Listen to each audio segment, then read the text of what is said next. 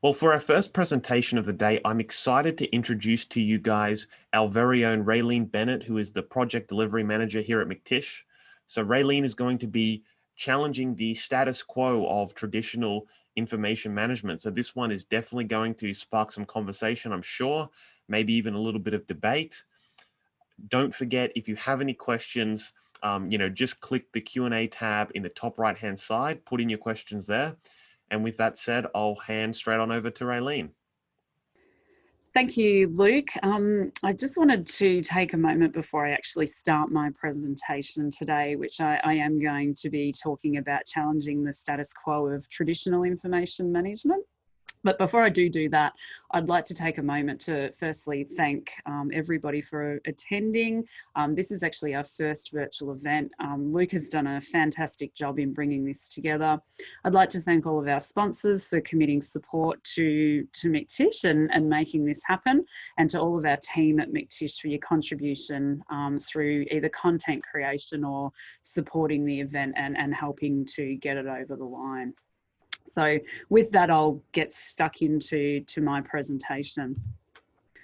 So the status quo, it's actually a Latin phrase meaning the existing state of affairs, particularly with regard to social or political issues. But to maintain the status quo is to keep things the way they presently are. So when we look at that from an information management landscape, and we talk about the existing state of affairs, generally what we see within organisations is what we're looking at here on the screen. So I've broken this down into what I see as being the status quo when we go into agencies. So definitely from an EDRMS perspective, essentially most often than not, unless there's been some form of amalgamation or something within the agency that's resulted in there being multiple systems. Essentially the aim for most agencies is to have a single system that's the identified records management application. So typically this is an EDRMS specifically designed for the management of records.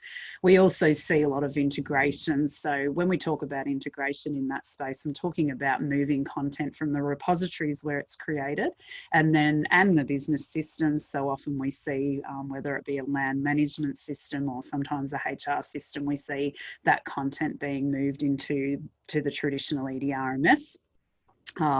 Classifications is always first and forefront. So manual classification is what we often see, systems and processes that rely on end users to classify their content. And we all know how well that works. I must admit, I have seen some, success in agencies through consulting in this space, but certainly, in my past working in agencies and also being responsible for systems and in terms of information management, often classification is something that requires end users to understand, and often we get feedback that it just doesn't work for them.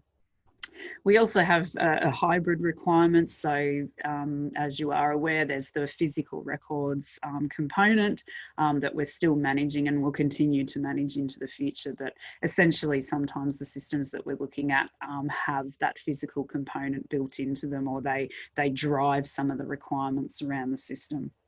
And last but not least, in the current format of the world, we have that modern sort of collaboration in place, chat-based working. So with COVID-19, we're seeing increases in remote work, and we're all being faced with these challenges. And this can present, multiple challenges around how we work, but particularly in the spaces of the EDRMS integration, for example, it sort of removes that seamless process and creates some challenges around disaster recovery and working remotely. So now that we understand the status quo, I'm going to now try and sort of paint a picture in terms of how we may challenge that. And to do that, I'm going to be referencing some of the standards that we hear about or we reference a lot, particularly when we're providing responses to tenders or we're working within organisations to implement a new system. we're often faced with the challenges of looking at that implementation or resolving some of those complex sort of records management problems or disrupting the status quo, if you like, by referencing standards such as the Australian standard and international standard 15489. So this one most people will be familiar with, information and documentation records management. So what I've done here is depicted the standard in terms of timeline. So looking at when the standard was first published. So originally it was part of a standard known as the AS 4390, and that particularly focused on strategies, control, appraisal and disposal responsibilities and storage. So very much a physical records based landscape. In 2002, the standard was revised, so that meant that there was an amalgamation and a redesign to become ISO 15489, and there were two parts to that. So the general part, giving sort of general guidance around management policies and procedures, and then the guidelines providing sort of more specific guidance around managing information in predominantly in office environments is what sort of the reference was there, and very much looking around particular systems of management. In 2013, the standard was reconfirmed. So what that means is that a technical committee reviewed the standard at that time, and the content of the publication went through a sort of a reconfirmation process. And at that stage, it was determined that the publication was still very valid and it didn't require any change, which was interesting. And you'll see as I move through the slides and start to show you some other timelines that in 2013, what had not been sort of looked at for around 11 years, and in the time of technology, it would stand to reason that potentially there was some change required. But not here to focus on sort of, you know, I guess the status of the standards. This is just to sort of depict what's happened over time, and I'm going to sort of demonstrate that from a technology perspective. So in 2017, 4 years after that revision, the standard was revised again. And this is where we had more definition around the concepts and principles towards the creation, capture and management of records as they are developed. So part 1 and part 2 have been superseded, if you like, and there's now that sort of standard that was developed in 2017 or revised in 2017, which gives us a little bit more clarity around what those guidelines look like. So moving on to standard 16175. So this is an international standard. This is often referenced. We see this a lot, again, through the RFQ processes, or we also see this through request for tender, or even just through our general conversations with businesses that we're already supporting. Often we get asked about systems or strategies that align with the international standard 16175. And interestingly enough, this standard was actually originally adopted under a fast tracks procedure. So you can see that the timing of that in 2010 as part 1 was, you know, now 10 years ago, but obviously there was a need there to fast track a standard in this space to really particularly deal with records in what was deemed then as the electronic office environment. So in the early stages, the scope was to produce a sort of globally harmonised principles. It was applicable to products often termed electronic records management systems or enterprise content management systems. So very much around that EDRMS approach is where these guidelines were developed to sort of target. So ultimately it articulates a set of functional requirements for digital records management systems. They were intended to define and inform functionality or assess the compliance of the existing system. There's 3 parts to that, so you can see that there is a little bit of a differentiator in the timeline there. So, you know, 2010, 2011 and back to 2010. So this was an interesting part that I sort of picked up in referencing these standards for this presentation. Initially, all 3 parts existed in 2010, but in 2011, part 2 had a sort of a published date of 2011. What is sort of most interesting about this standard, and you may or may not be aware, is that on the 3rd of July this year, the standard was put into an edition being part 1 and published. It supersedes all of previous parts. And one of the sort of real distinguishing factors around this particular standard now in 2020 is the removal of the terminology or the distinction between a digital records management system and a business system. So we're now seeing in the standards in this sort of modern, in 2020, that there's really no distinction, or they're removing that distinction between what is considered to be a records management system, or an EDRMS if you like, and a business system. So I'm going to sort of take you on a little bit of a journey around that.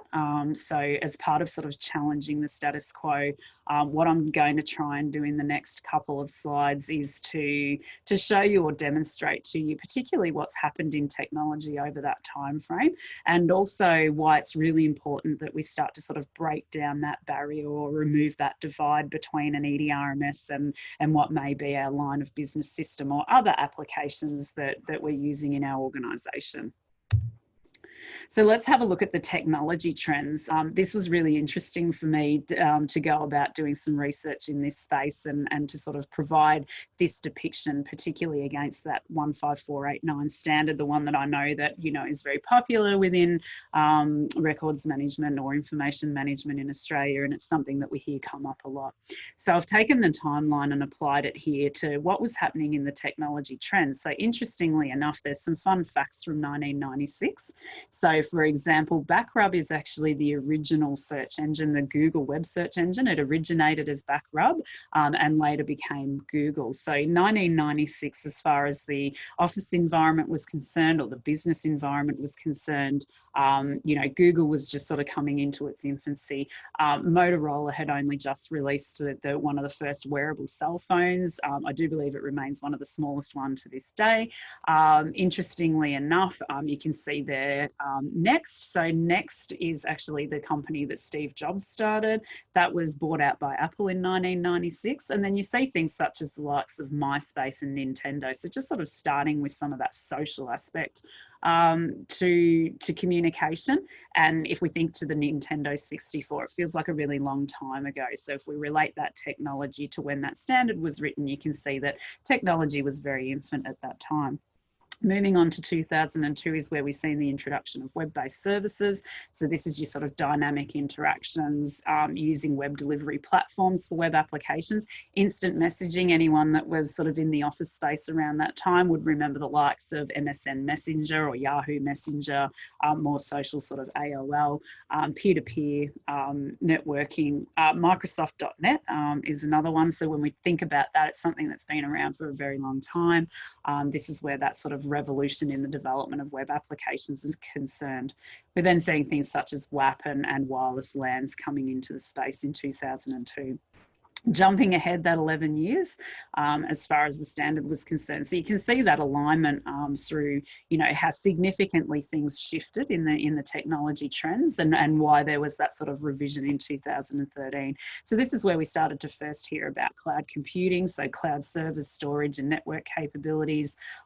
It's where we started to see the introduction of 3D printing and big data, very, very new at this stage in 2013. But these are terms that we're still hearing about today, particularly the Internet of Things, consumerization of IT, really sort of important component as far as information management is concerned. This is where we started to see employees wanting to move away from using that sort of office or business-based technology, so using the technology that they used in their private lives. And then that also closely relates to sort of the incoming of the mobile, so moving away from the desktop PCs, starting to see more devices within the agency. And those of us that were around in those times dealing with information, that was very much a challenge.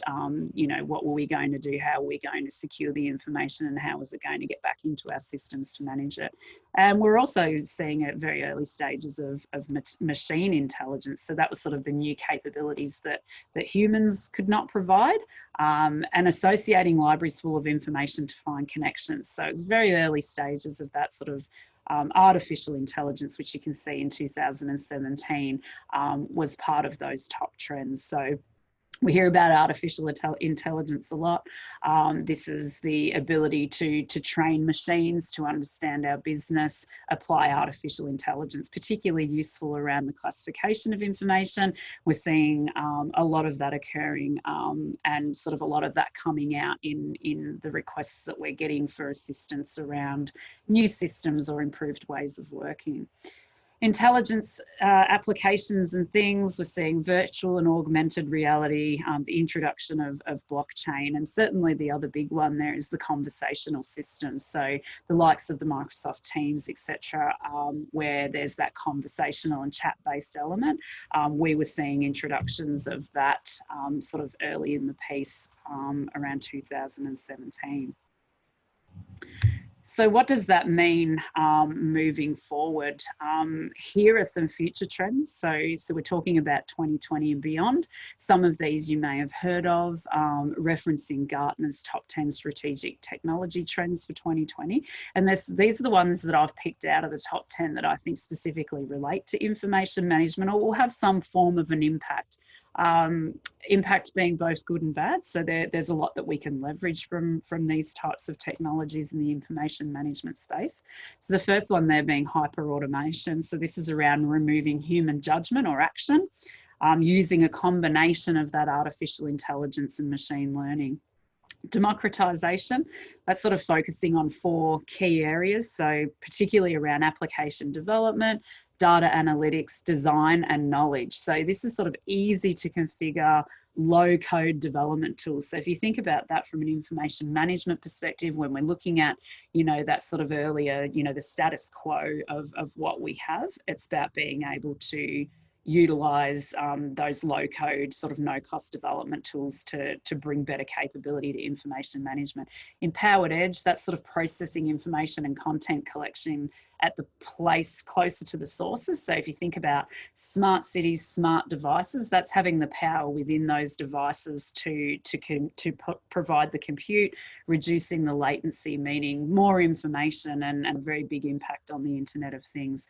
We've got distributed cloud there as well. This is where this is considered to be the new era of cloud computing. So by 2024, most cloud service platforms will provide at least some services that execute the point of need. So we can see from the future trends that technology, without a doubt, will increase in use, that it's not going anywhere. It's going to continuously increase. It's going to bring new information sources. It's going to bring it in different ways through smart devices. So we're talking about sensors, mobiles, even flying cars, if you like, as part of that.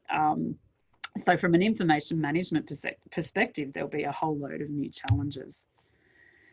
So coming back to the ISO 16117 2020 and how that relates, there's been sort of the key changes in that space is that distinction between dedicated records management applications and business applications. That's been dispensed with. There's a single set of requirements. So having the 2 different documents sort of created that, needing to look in 2 places. It's now been refined into 1. The number of the functional requirements has been greatly reduced and simplified, removing that sort of records management jargon, if you like, eliminating that. And also acknowledging that the primary audience for the standard is IT professionals. And this is a really sort of interesting piece. So from an information manager's perspective, this is the piece that we really should be having the conversations within our IT areas, talking to the IT professionals about what are the future trends in the strategies that they're looking to implement, and also how can this standard be leveraged in the early onset of that so that we pick up on the information management requirements. So what does the revolution look like? This is I guess an adaptation, or it's my visual around what I think the sort of revolution. How do we disrupt the status quo? And I'm calling it disruptive innovation. So it's very much a sort of a positive perspective around, yes, there's a lot of change. There's a lot of new technologies. We can't continue to do the same things. So what we're talking about here is complementing our existing systems, if you like. So this is sort of making an assessment around the systems that we have for records management capability and really leveraging what's available to us. So when we talk about complementing the system, it's looking at how can we complement our information management capability, whether that be through the use of our traditional EDRMS and adding additional capabilities through something like the Microsoft 365 records management components and platforms, and how can we expand from one system, because I really feel that given the amount of information that's going to be coming, the amount of technology that we're going to be seeing, as information managers, we need to adapt to using multiple systems. That's what our end users are actually doing. Rather than integrate, we're talking about connecting. So managing content in place is a really critical element. And the reason being is that if by managing the content in place, we actually make the creation and management a part of the core business process. So it becomes a core component, therefore giving us greater compliance, greater uptake, greater use, more information, and more ability to actually manage it. Intelligence, so looking at how we can automate, removing that need for the end user to classify, removing the need for them to think about, and also untying the constraints that we have in traditional sort of BCS systems where we sort of, force an angle of working. So this is about using the machines, training them about our business, getting them to actually understand about our business, and classifying our content and adding value. I've used the term convergence for the physical record component of disrupting that status quo. And that's because I do believe that we do need to find a way to sort of merge or converge the physical and digital world. So if we think about that from a technology perspective, this is where the bricks and mortar store versus the digital store or the e-commerce, we need to start thinking in those ways. There's capabilities within our systems that can allow us to manage physical records. It's not the traditional way. And one of the real key things around that is when we're looking at those functional requirements and we're making decisions, the physical records management shouldn't be a driver. We should be actually looking at how can we meet that capability requirement without the need to drive our systems in that direction. And then the last component there is around sort of that adaptation. As information management professionals, we're going to be seeing through that increase in technology and through that disruption, what we call modern artifacts. So new modern information artifacts that perhaps we've not been managing before, data and information that is not traditionally known to us. So this is where, in terms of what do, we need to adapt to having multiple systems of management. We need to adapt to the way of working, just like our end users are. So they're using multiple different platforms, cloud-based platforms, collaborative platforms, the likes of the Microsoft 365 platforms. This is how our businesses are working. We need to adapt to that. But above all, I think one of the most critical elements is those conversations with IT professionals, and the changes to the standard give you some tools to actually sort of drive that revolution and use that innovation to be disruptive in what we're doing. So think about that low cost, no cost development opportunities. How could that be leveraged within your agency? Are there existing artificial intelligence models built by other agencies that you can leverage? And we need to look to the future, what the modern business record will look like. I think that's a really, really critical component. The notion of documents, for example, eventually over time, those modern artifacts are going to change, and we really can't afford to maintain the status quo. So modern artifacts are going to require modern management techniques.